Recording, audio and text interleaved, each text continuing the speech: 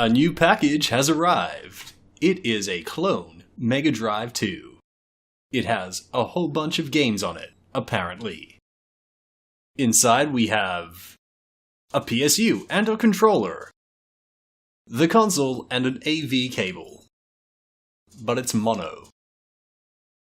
The power supply is a center negative 10V 1A output with a 220V input. Contrast that with the official Mega Drive 2, which is a center positive 9V output with 850mA. Here is the controller, 6-button. Compare it with the original Mega Drive 2 controller, 6-button. Here's the Mega Drive 1 controller, 3-button. The clone controller is much smaller than the Mega Drive 2 controller, which is smaller than the Mega Drive 1 controller. This is the Genesis 1 controller.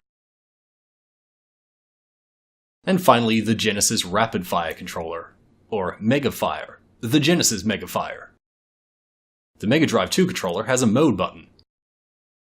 This is the Mega Drive 2 AV on the left and the clone one on the right. The clone one only has 3 pins on the inside. The clone AV has the same pin out as the Mega Drive 1. Here's the clone console.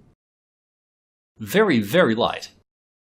Now compare it with the Mega Drive 2 Australian. There's the back of it. And here's the back of the official Mega Drive 2. Compare that with the Genesis 2.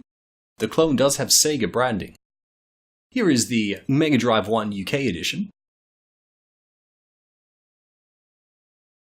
On the inside of the Mega Drive 1 is a lot of circuitry. Not much on the Mega Drive 2 clone. We've got 3 boards. One board houses the on-off switch, restart button, and the controller ports. The AV PCB is dated 2012, whereas the main PCB is dated 2015. The system of a chip is probably below this blob. And over here would be the ROM.